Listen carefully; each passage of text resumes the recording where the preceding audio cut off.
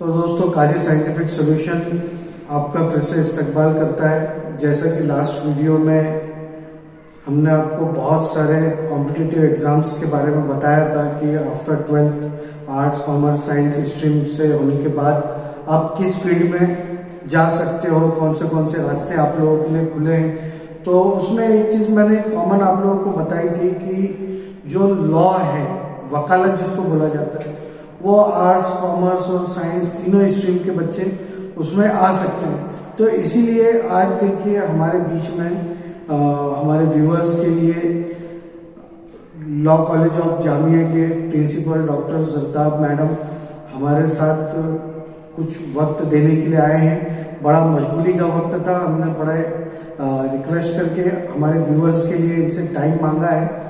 तो आप लोगों के लिए ये वीडियो बड़ा इंटरेस्टिंग रहेगा और इसमें बहुत सारी डिटेल्स हम आप लोगों को देंगे कि लॉ के एंट्रेंस से रिलेटेड क्या क्या एग्जाम्स हैं और उसके प्रिपरेशंस क्या क्या रहेंगे और जो भी डिटेल्स मैडम फिर हमको प्रोवाइड करेंगे। तो थैंक यू मैडम, आप हमारे इस चैनल पे आए, हमारे व्यूअर्स के लिए आपने टाइम निकाला। तो मैडम सबसे पहले तो हम ये जानना चाहेंगे कि लॉ जो होता है उसमें एडमिशन के लिए क्या जरूरी है? सर अभी लॉ की इम्पोर्टेंस बहुत ज्यादा बढ़ गई है। पहले ऐसा था कि जिसको कुछ नहीं करना है वो लॉ में जाता था, लेकिन आज पूरा सिनेरियो टोटली चेंज हो चुका है। लॉ की पॉपुलैरिटी भी बढ़ गई है और इस वजह से उसके एंट्रेंस एग्जाम्स भी बढ़ गए हैं। तो अभी कहीं पर भी आपको लॉ के लिए एडमिशन चाहिए तो एंट्रेंस एग्जाम के थ्रू ही आप जा सकते हैं। विदाउट एंट्रेंस एग्जाम नहीं, विदाउट एंट्रेंस एग्जाम कहीं पर भी अभी लॉ में एडमिशन नहीं है। अच्छा, तो मैडम इसके लिए एंट्रेंस एग्जाम कौन से होते हैं? एंट्रेंस एग्जाम सर अलग अलग तरीके के हैं, जिसके अंदर अगर आपको नेशनल लॉ स्कूल्स में चाहिए, all over India total 24 national law universities है। अच्छा। उसमें एडमिशन के लिए आपको क्लैट होता है, कॉमन लॉ एप्टीट्यूड टेस्ट, उसके थ्रू आपको उसमें एडमिशन मिलता है। उसके अलावा एलसेट है, लॉ स्कूल एप्टीट्यूड टेस्ट है। फिर सिम्बासिस लॉ स्कूल का अपना है जिसके अलग अलग ब्रांचेस है, उसी के थ्रू जाना पड़ता है। अलीगढ़ मुस्लिम यूनिवर्सिटी का अपना है, दिल्ली यूनिवर्सिटी का AILET ऑल इंडिया। ओके, मतलब हर यूनिवर्सिटी अपने लेवल पे जी नेशनल वाइड करते हैं। अच्छा। प्राइवेट स्कूल्स का जो है उनके लिए ओके अलग है। तो मैडम इसका एंट्रेंस एग्जाम के सिलेबस क्या होता है? उसमें मतलब क्या पूछा जाता है? या अब जैसे कोई स्टूडेंट है वो 12th साइंस से पढ़ के आ रहा है, कोई 12th आर्ट्स से पढ़ के आ रहा है या कोई कॉमर्स से आ रहा है, तो उसको क्या वो पढ़े जिससे कि वो एंट्रेंस एग्जाम क्रैक कर ले? हर एंट्रेंस एग्जाम का जब आप फॉर्म भरते हैं, उनकी डेट्स आती है तो उसके साथ वो सिलेबस भी रिलीज करते हैं और वो सिलेबस के अंदर वो पॉइंट वाइज क्राइटेरिया दे देते हैं कौन से टॉपिक के लिए कितने मार्क्स रिजर्व है। जैसे लॉजिकल रीजनिंग है, एप्टीट्यूड टेस्ट है, उसमें लीगल एप्टीट्यूड के ऊपर ज्यादा रहता है बेस। फिर जनरल अवेयरनेस है, जनरल नॉलेज है, मैथमेटिकल कंप्यूटेशन है, लॉजिकल रीजनिंग है, ये सारे क्राइटेरिया के अंदर, और इंग्लिश कम्युनिकेशन स्किल के। तो अलग अलग क्राइटेरिया के बेसिस के ऊपर मार्क्स डिस्ट्रीब्यूट होते हैं और मोस्टली सारे एग्जाम्स जो है ऑनलाइन होते हैं, MCQ बेस्ड रहता है, उसके बेसिस के ऊपर ही एग्जाम आपको देना पड़ता है। मैडम बेस्ट यूनिवर्सिटीज क्या है? अगर कोई स्टूडेंट चाहता है कि मैं बहुत हाई यूनिवर्सिटी में जाके, इंडियन यूनिवर्सिटी में कोई हायर लेवल पे हो, हायर रैंक हो उसका, और मैं वहां से जाके अपनी वकालत पूरी करूं, तो वो कहाँ अभी जाता तो है? टॉप नेशनल लॉ स्कूल जो इंडिया का है वो बैंगलोर में है। जो सबसे पहला सेटअप हुआ था वही था national law India university Bangalore. Okay. उसके बाद दिल्ली यूनिवर्सिटी भी इक्वली पॉपुलर है। फिर नलसार है हैदराबाद का, जो अपने आप में एक अलग ही स्टैंडर्ड रखता है। अच्छा। तो सिम्बासिस भी काफी पॉपुलर है और अभी ग्लोबल लेवल के ऊपर Jindal global law school latest है, लेकिन काफी पॉपुलर है। अच्छा। तो मैडम इसके लिए इसके फीस वगैरह का क्या है? फीस डिफर करती है सर हर इंस्टीट्यूट के बेसिस के। अच्छा। जैसे नेशनल लॉ स्कूल अगर आप बैंगलोर की बात करते हैं तो वहाँ ओपन कैटेगरी के बच्चों के लिए 3,75,000 है, रिजर्व कैटेगरी के लिए उससे थोड़ा सा कम है। अच्छा। ये डिफर करता है। फिर दिल्ली यूनिवर्सिटी की अलग, वो रैंकिंग के हिसाब से हाँ, हर इंस्टीट्यूट अपने हिसाब से अलग। व्यूअर्स देखिए, मैंने आप लोगों को जैसा मेरे पिछले वीडियो में एक वीडियो मेरा आया था जिसमें मैं उसकी लिंक मैं यहाँ पे डिस्क्रिप्शन में दे दूंगा।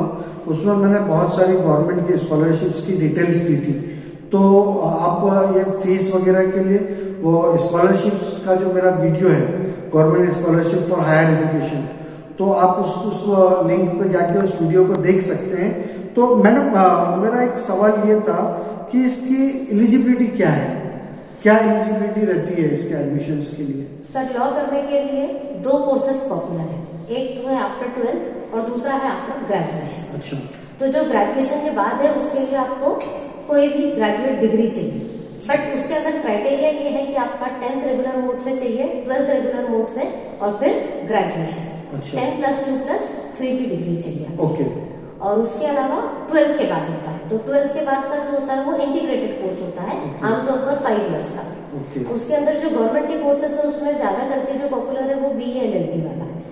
और प्राइवेट यूनिवर्सिटीज जो है उन्होंने फिर बहुत सारे स्ट्रीम्स शुरू कर दिए हैं, जैसे BA LLB के अलावा BBA LLB, BSc LLB, BCom LLB, BBA LLB, BTech LLB। तो ऐसे बहुत सारे स्ट्रीम्स अभी ओपन हो गए जिसमें बच्चे इंटीग्रेटेड कोर्सेज। अच्छा।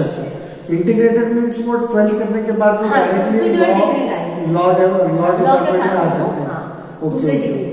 तो मैडम अब अगर कोई स्टूडेंट हमारा BSc कर रहा है और अगर वो चाहता है कि मुझे अब LLB करना है जी, तो वो किस साल जैसे वो फर्स्ट ईयर सेकेंड ईयर में है, तो क्या उसको फाइनल ईयर में आगे प्रिपरेशन करना है या फिर वो फर्स्ट ईयर से वो एक टारगेट लेके चलेगी? मुझे अगर नेशनल लॉ स्कूल में जाना है तो फर्स्ट ईयर से टारगेट लेके जाना बेटर है, क्योंकि नेशनल लॉ स्कूल बैंगलोर का सर इस साल का कट ऑफ 115+ रहा। अच्छा।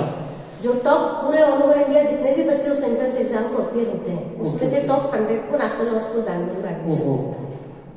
तो मैडम आप हमारे व्यूवर्स के लिए कुछ खास यहाँ से गाइडलाइन देना चाहते हैं जो लॉ में एडमिशन लेना चाहते हैं या जिनको जो अपना करियर लॉ में बनाना चाहते हैं, तो आप आपकी तरफ से एक मैसेज हमारे व्यूअर्स को दीजिए। जी बिल्कुल। लॉ एक ऐसा प्रोफेशन है जिसको पहले बहुत अंडर एस्टिमेट किया जाता था, लेकिन आज का एक पर्टिकुलर ऐसा टाइम पीरियड आ गया है जहां पर बिना लॉ के किसी भी फील्ड के अंदर आपका पॉसिबल ही नहीं है।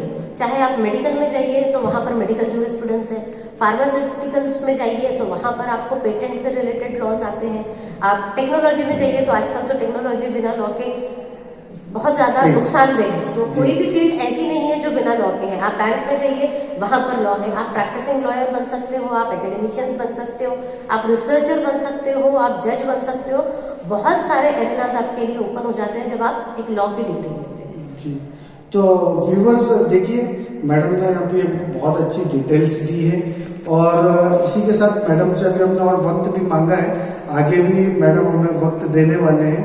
तो जो कॉम्पिटिटिव एग्जाम्स होते हैं उसका प्रिपरेशन किस तरह से अच्छे से करना है और जो फ्यूचर स्कोप है, जो करियर सेट करना है, जो चाहते हैं कि हमारा करियर अच्छे से लॉ में सेट हो जाए, तो उसके लिए भी हम मैडम से उसके लिए वक्त मांगा है, मैडम ने उसके लिए भी हमें वक्त दिया है। तो आने वाले वीडियो में हम आपको जो लॉ का करियर है वो करियर कैसे सेट होगा, किस स्टेजेस में जाके वो सेट होता है और क्या क्या उसके लिए आपको मेहनत करनी पड़ेगी, तो ये सारी चीजें आपको हम इंशाल्लाह नेक्स्ट वीडियो में हमारे बताएंगे।